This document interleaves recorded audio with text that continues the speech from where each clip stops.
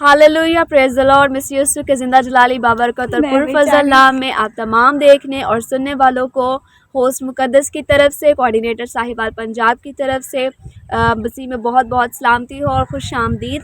आज हम शलोक टीवी की जानिब से मौजूद हैं यहाँ पर कसोवाल के चक नंबर 4 में, और यहाँ पर हम आए हैं उन लोगों की हेल्प करने के लिए, इबादत करने के लिए क्रिसमस के मौका पर। और जो है वो हम इन यहाँ के तमाम लोगों को और आप सबों को जो है वो शलोक चैनल की पूरी टीम की तरफ से हम क्रिसमस की ढेरों खुशियाँ आप सबों को मुबारक हो। खुदावंद आप सबों को बड़ी बरकत अपने जलाल के लिए इस्तेमाल करे।